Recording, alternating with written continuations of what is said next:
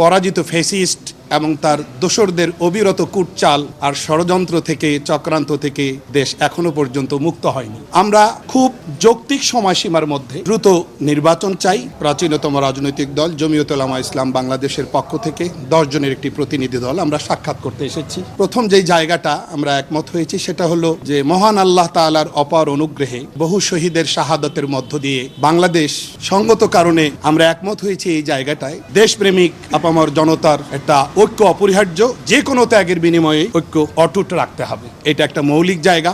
আমরা খুব যৌক্তিক সময়সীমার মধ্যে দ্রুত নির্বাচন চাই। এটা আগেও আমরা মাননীয় প্রধান উপদেষ্টার সঙ্গে যতবারই আমরা সাক্ষাৎ করতে গিয়েছিলাম এটা বলেছিলাম, এখনো আমরা বলছি যে আমরা প্রয়োজনীয় সংস্কার শেষ করে 2025 সালের মধ্যেই জাতির বহুল প্রত্যাশিত নির্বাচন, এই নির্বাচনটি আমরা প্রত্যাশা করছি। আশা করি অন্তর্বর্তী সরকার দ্রুত সময়ের মধ্যে একটা সুষ্ঠু নির্বাচনের আয়োজন করবার জন্য লেভেল প্লেইং ফিল্ড, সব দলের জন্য সমান সুযোগ এতটা নিশ্চিত করবার জন্য যতটুকু সংস্কার দরকার এতটুকু সংস্কার দ্রুত শেষ করে জাতির বহুল প্রত্যাশিত নির্বাচনের পথে নিয়ে যাবে দেশকে। আমরা এমনটা প্রত্যাশা করছি।